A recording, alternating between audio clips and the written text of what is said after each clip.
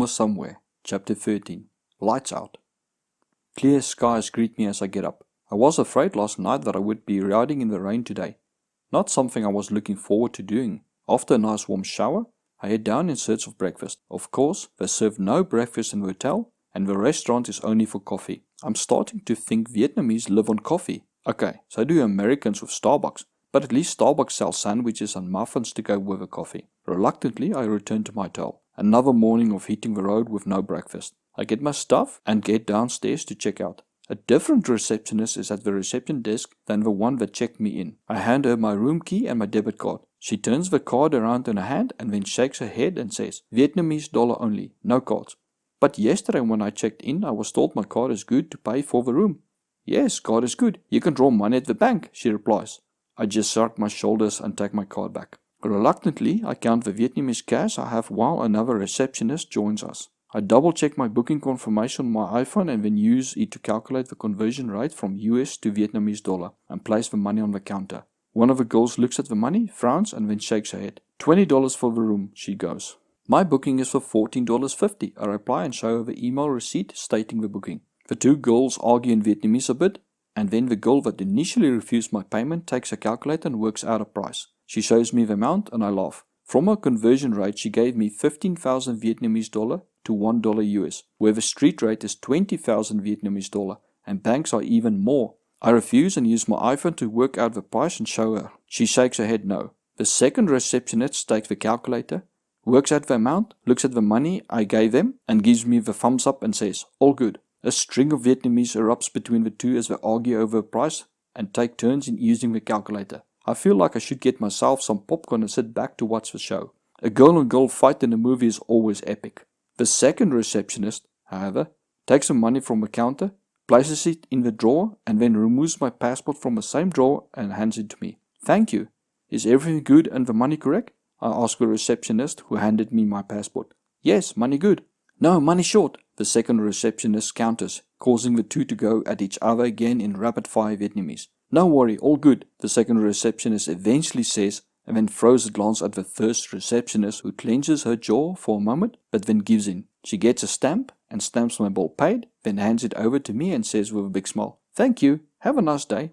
I smile as I take the paper, knowing her smile is as fake as the due north boots I'm wearing. I decide to head out before someone else comes and joins the spectacle. The hotel entrance is higher than the road, with 5 steps giving access to the hotel. Halfway down the step, I freeze. My jaw clenches as my blood starts to boil. Someone has moved my motorcycle about 3 meters, leaving a black mark on the pavement from the back tire and causing the chain to go between the tire and the swing arm of the back wheel. Silently cursing, I struggle for 5 minutes before I get the chain free while getting mud and grease on my hands. Using toilet paper from my backpack, I clean my hands as best as I can and then strap my bags in a hurry down. I give one last look at the hotel. If the security wants my bike on another spot, why not just come and ask me to move it? My stomach growls as I take to the streets while my eyes hawk-like search for anything resembling food. Soon I spot a familiar mobile food stand with the bread rolls and pull up to it. The lady has no eggs, so I move on. A few minutes later I spot another food stand. This one has eggs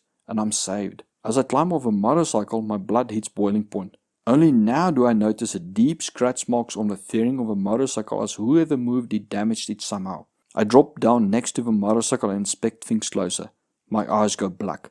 The fairing is cracked and 2 securing clips are broken off. The tail section is also damaged and the foot pegs and throttle end has scratch marks on it. I put the pieces together. The person that moved my motorcycle lost control of it and dropped the motorcycle on its side. Knowing there's nothing I can do, I take a few deep breaths and try to forget about the damage. I give the motorcycle a soft pat, say I'm sorry, and then head over to the mobile food stand. Indicating at a bread roll, I hold 2 fingers up and then point to the eggs before waving my hands over other stuff while shaking my head and saying no, no, no. The lady nods and then pulls out a clean frying pan and starts cooking my eggs. She points to a table nearby for me to have a seat. My stomach claps hands in anticipation of breakfast while my mouth starts to water at the smell of the eggs in the pan. Would be nice if she had bacon. Just as I sit down, she starts to throw all kinds of stuff in the pan with eggs. My stomach reels at the sight. Desperate to stop her, I jump up and rush forward. Clang! Stars float before my eyes and I almost fall over backwards as I run headlong into the low roof of her mobile stand. My head spins and my legs wobble as I try to get my footing.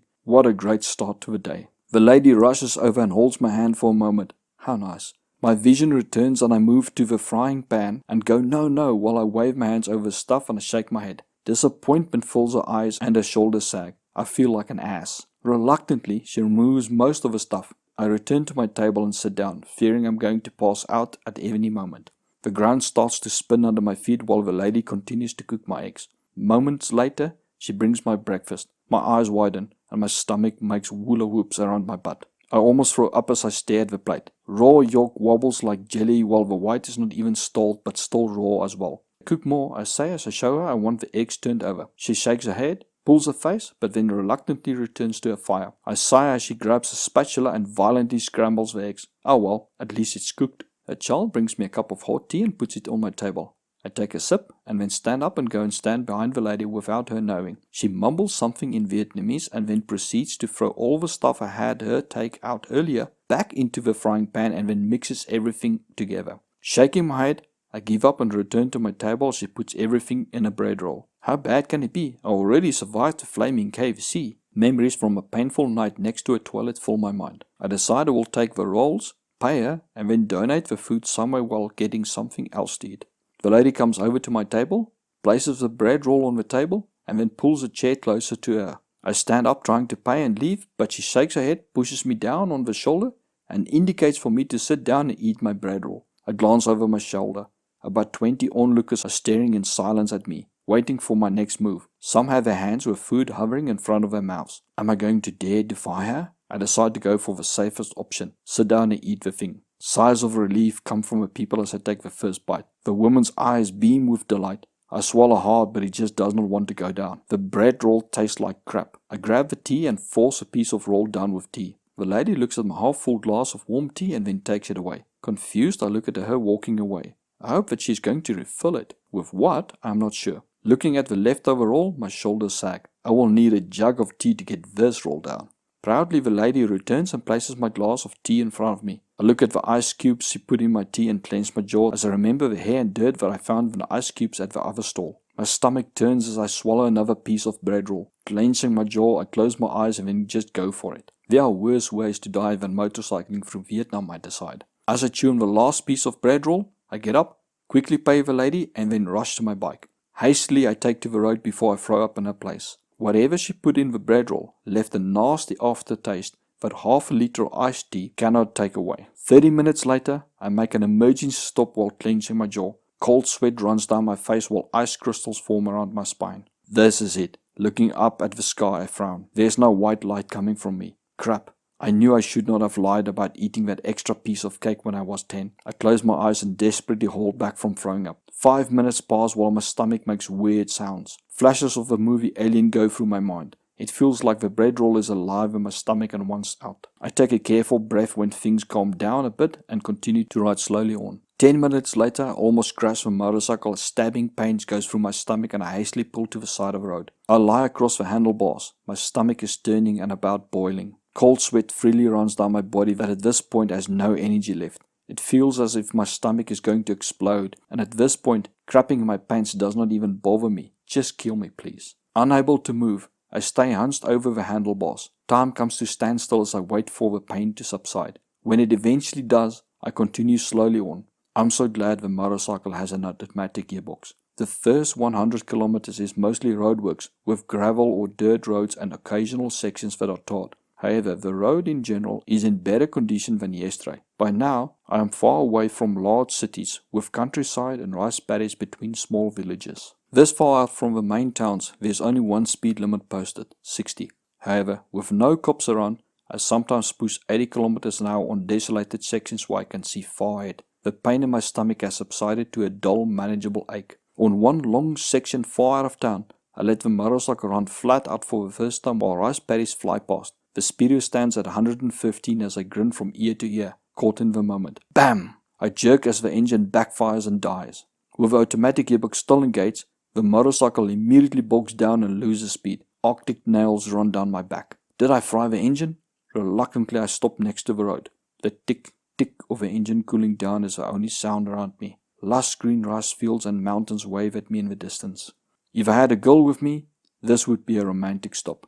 I smile as I remember how many times I unnoticed reached down to turn the petcock off on a motorcycle and let it run out of gas by accident when lifting a goal. However, this time is not by accident. I switch the ignition off and then on again. Click click is all that greets me as I push the starter button.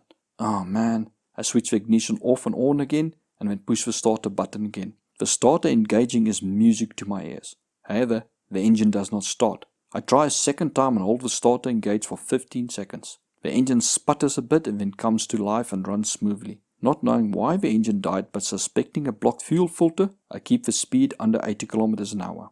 Town after town passes by and I experiment with the theory I have, proving it is right 3 times in a row. I hold the motorcycle at exactly 45 km an hour as indicated on my GPS. Each time the traffic officers do not even bother with me and let me pass. Wicked. Seems that 5 km over the speed limit is not a problem. A new pagoda attracts my attention and I make a short rest stop. The pagoda has a large spray hall and is flanked by 2 round tower structures. What is more impressive is a path to the pagoda. All along the sides are scrolls depicting ancient legends and epics. The one with the elephant is my favorite one. With the circulation restored to my butt, I take to the road again. However, a few kilometers down the road, I spot something atop a hill as I round a right-hand bend. Curiosity gets me to take the turn-off and I follow a narrow, steep dirt road that leads to the top, where a smaller pagoda greets me. A few confused monks stare at me from the safety of the pagoda while the sun relentlessly scorches the earth. As none of the monks comes out to greet me, I take it this is not a tourist place. I laugh as the monks stare and point at me while talking among themselves. With nothing of interest to see except confused monks, I take to the road again. Although the towns I pass become a bit larger, they still look mostly the same to me, so I amuse myself as to the other road users I pass. In one town, I spot a guy who put the pot totally amiss. Passing through Dak Ha, I stop when I pass Dak Ha Victory Monument. The monument has 2 tanks and a memorial. The Dak Ha Victory Monument is close to Dak To, where the Dak To battle occurred. The Battle of Dak To was a series of major engagements between November 3 to 22, 1967. During the shelling at night on the Dak To base, a mortar round landed on 2 steel containers of C4 plastic explosive and both detonated simultaneously. The resulting explosion left 2 craters 40 feet deep and is said to be the largest explosion in the Vietnam War and knocked men off their feet over a mile away. Dark ominous clouds start to encircle the sun and a light drizzle breaks the day's heat. With 110 kilometers behind me for the day, I fill the gas tank up, while in the distance, mountains promise me excitement and adventure to come. My spirit soars high as the road surface becomes perfect at the base of the mountains. Adrenaline floods my body as my right hand gives an extra turn on the throttle. Who says you cannot slide a scooter through a turn? Deciding to share my experience, I ride with one hand while filming with the other. At one point, I'm stuck behind a minivan. Lead, follow, or get out of the way, mate. Wide eyes and open mouth stare from inside the minivan at me as I pass it while riding with one hand and filming. Follow the link in the description below for a short video. In my defense, going through a turn at 50 or 60 km an hour on a scooter is not like going through a turn at over 280 km on a 1000cc race bike. Eventually, my arm gets too tight to hold up the iPod and I concentrate on getting the spiders out of the scooter's exhaust.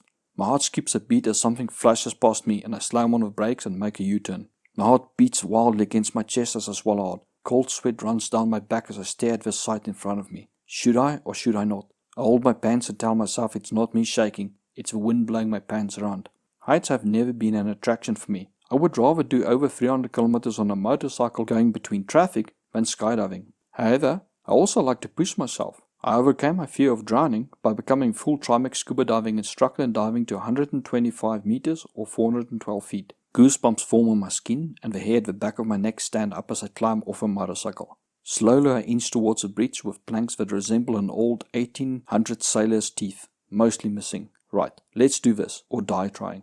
I swallow hard as I take the first step. The narrow wooden sway bridge accepts my challenge and begins to sway. Water rushes underneath me as loud as my heartbeat in my ears. My heart stops, and I hold my breath as the plank cracks and starts to give in under my weight. Crap, if I fall through, I'm going to break a leg, or worse, get my iPod wet. Carefully, I transfer my weight to the next plank and keep going. By the time I reach the middle of the bridge, the wind tugs at me, and the bridge dangerously sways to and fro. My knuckles are white as I grip the steel support cable. Every footstep causes the bridge to sway more, forcing me to stop every few steps to let it settle a bit. Ice crystals form along my spine as I miss a step, and my right foot slides off a plank and goes through. Desperately, I hang on the steel cable and slowly pull myself up. Reluctantly, I look over my shoulder while cold sweat runs down my face. No, I'm almost on the other side. I will not give up now. Defiantly, I keep going. Reaching the other side, I almost drop down and kiss the ground. I give myself a few minutes to get my heart down from light speed to near heart attack pace and then take on Death Valley again. The going back is easier and I managed to film a short part near the end. See the link in the description below. Back on firm ground, I wait until my pants stop shaking and then take to the road again. A short distance later, I pass a truck rest stop and a small restaurant. The rusting remains of a burned out bus alongside the road is a grim reminder of the dangers mountain passes hold. Although still overcast,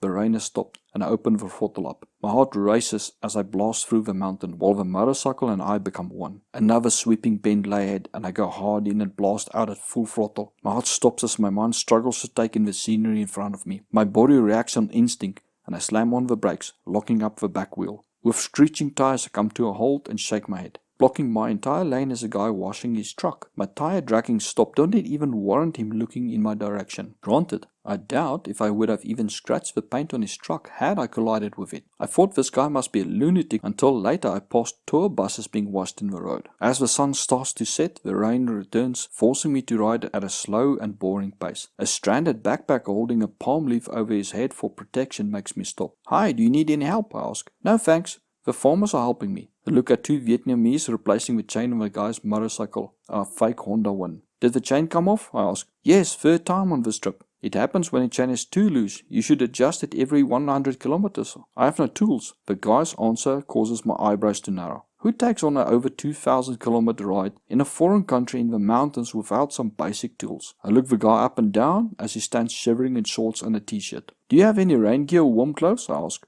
The guy shakes his head. "Where are you heading?" I ask. "Hoi An." "Hoi An? Bro? We are 30 kilometers from Cham Duck. Hoi An is another 150 kilometers or so after that. That is 4 hours hard riding with these mountain passes, possibly 5 hours in this rain." "Yeah? It is 2 p.m. already, and those fake Honda Wind motorcycles have crap headlights. A candle blown out puts out more light than those bikes' lights." "I'll be okay," he replies. "Tell you what, I will wait until the farmers have repaired your motorcycle and ride with you to the next town. I'm overnighting there. When you get there, you can decide if you want to keep going." "Nah, it is okay. My buddy is somewhere up ahead." "Your buddy left you behind?" I gasp and then continue. "If my riding partner did that, I would kick him in the nuts."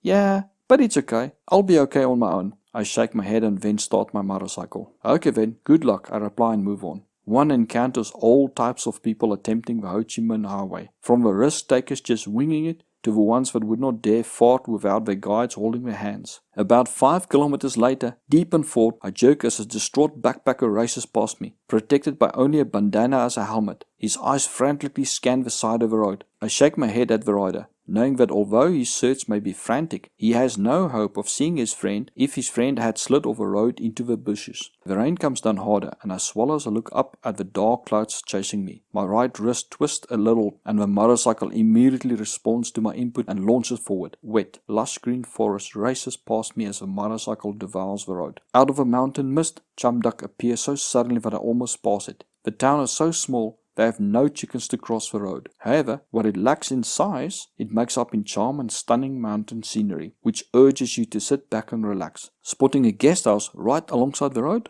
I pull in. $7 for a room with warm water and Wi-Fi, my price range. In my room, I quickly stash my gear in the shower as not to wet the floor, and then return to the reception where the chairs and tables make up most of the decoration. "Is this a restaurant?" I ask the receptionist. "Yes," she replies with a smile. "Can I order food?" "No, we only serve coffee," she replies, still smiling. "Where can I get food?" "Down the road."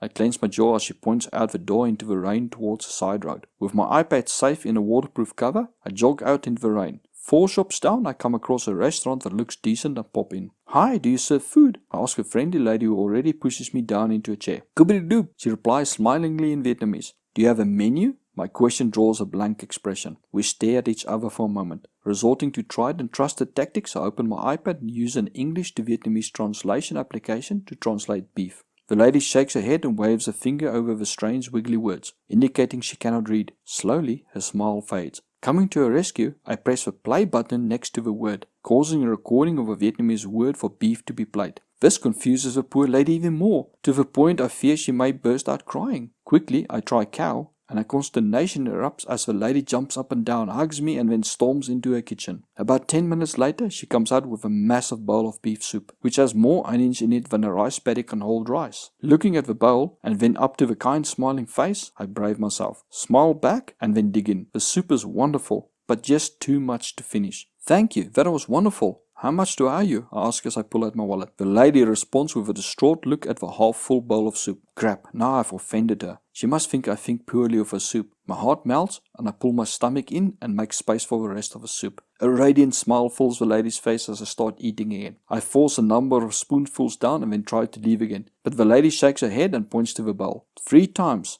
She has to scorn me with a finger not to waste food before the bowl is empty. As I swallow the last bit, the lady claps her hands together and rushes back into the kitchen. I take a deep breath. Wow, so this is how it feels to be in one of those eating competitions. My heart stops when the lady returns for the pot and starts to refill my bowl. No, too much, I say and wave my hands, causing her to stop while horrid expressions fills her face. No good? She manages in broken English. Good, I reply, hoping to cheer up. A smile burst across her lips, and she managed to fill my bowl with 2 more scoops of soup before I can block my bowl. Reluctantly, I start on the bowl. Trying my best, I force a few spoonfuls down and then give up. The lady looks in remorse at the half-finished bowl as I get up and take out my wallet. Gloomingly, she takes the money and then fishes in her apron pocket for change. No need, I reply and wave my hands together and then give her a bow and head for the door. Fearing she might push me back in my chair or take off her shoes and give me a hiding for wasting food, I get out of the restaurant as fast as I can. With a few hours remaining before nightfall, I head back to my room for a nap. 2 fake Honda Wind motorcycles attract my attention as I walk through the reception to my room. Hi, are those foreign backpackers motorcycles? I ask the receptionist. Yes, they checked in about half an hour ago. They are 2 rooms from you. Thank you. Nodding to the lady, I head over to the backpacker's room and knock on the door. 2 Frenchmen tiredly emerge from the room. After initial introductions, I get straight to business. I notice your motorcycles in the parking area. Where are you guys heading? We are going to Saigon. Did you guys come all the way from Hanoi? Yep, and you? I'm heading up, coming from Saigon. What towns are you guys planning on staying at? Maybe I can give you some advice on travel times and distances. One of the guys fishes around in his pocket and then produces a crumbled up piece of paper. I stare at the names of a few towns scribbled on the paper as the guy holds it to me. The guy who sold us a motorcycle said to ride each day until we get to the next town. That's it? No distances? Places to sleep? Routes to follow or things to see? I gasp. No? How do you know what roads to follow then? I ask. Well, when in a town, we just ask how to get to the next town. And along the way, we just keep asking directions. Well, I guess it can work, I laugh and then continue. Tell you what, if you guys want to join me for dinner later, I will be more than happy to give you tips on the roads to follow to Saigon and what to possibly see along the way that interested me. That'll be awesome, mate. By the way, I noticed one of your motorcycle's back wheels are bent. What? One guy gasps. You did not know? I frown. No, please show me.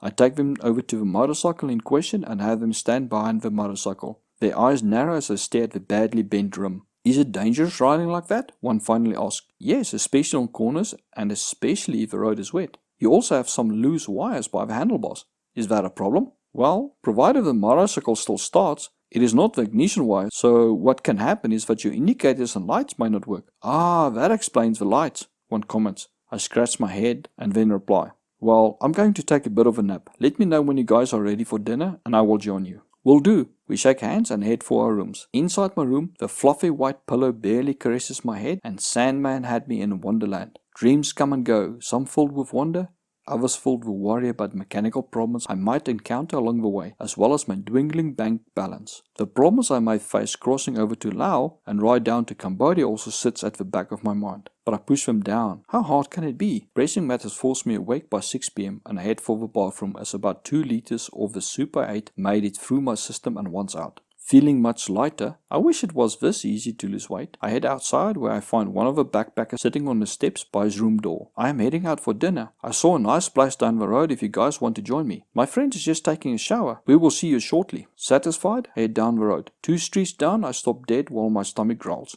I cannot believe my eyes. Here, in the mountains of Vietnam, is a lady barbecuing meat sausages on a braai on the side of a road, and it smells like South African boerewors quality. Memories of sitting around campfires dance in my mind. Reluctantly, I walk past. I did promise the guys tips on the road ahead while sharing dinner. For safety, I decided to give a soup restaurant a pass. I had my full of soup for the day. A few shops down, I notice a restaurant that looks like a good place to eat and head inside. Goobly-goop, a lady greets me with a smile in Vietnamese. Hi, do you serve food? The lady's smile drops at my response. Pulling her shoulders up, she indicates she does not speak English. I'm starting to regret not taking the ability to learn languages quickly when they dished it out. Pulling my iPad from my backpack, I type beef and rice, and then translate it to Vietnamese and show the words to the lady. Her smile brightens the world and she dashes off to the kitchen. Proud of myself for managing without speaking Vietnamese, I sit down and then worry hits me right in the gut. What is she actually going to prepare? What if it's rat or dog meat? I glance at the exit. The soup may be too much,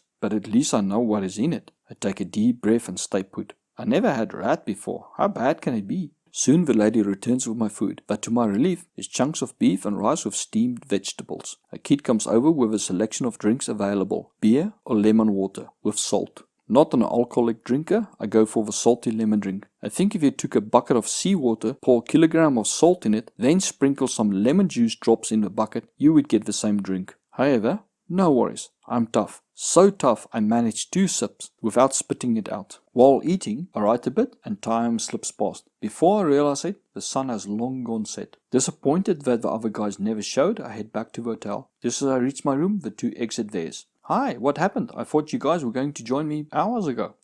We kind of fell asleep. We are knackered from riding, one sheepishly answers. Yep, it hammers you doing long rides each day. You guys should think about staying for a day or so in a town and rest and shorten your daily riding distance. No can do. We do not have the time to stay longer. Fair enough, I reply and then wish them good night before entering my room. Inside, I cannot help but silently laugh as I think how they are going to look in 5 days if one long day dropped them out cold. With good intentions, I try to update my blog post, but the internet is slower than molasses in January in Siberia. Finally, giving up, I start planning my trip for tomorrow. I can go to the ancient town Hoi An that was once the biggest port in Vietnam, or Da Nang that is a short distance away and took over the seaport from Hoi An along the coastline. Although Da Nang is bigger, a few backpackers told me not to bother with it as Hoi An is far more stunning. Thus, Hoi An it is. The ride looks easy enough, 140 kilometers of going mostly down the mountains to the coast. Even finding accommodation online is a breeze as to booking a room for tomorrow night.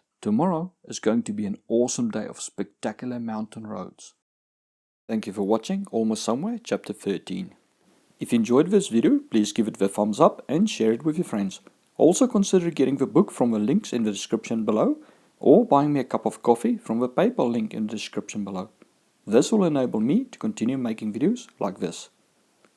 For guidebooks about motorbiking in Cambodia and Vietnam, as well as other travel guidebooks, see the links in the description below.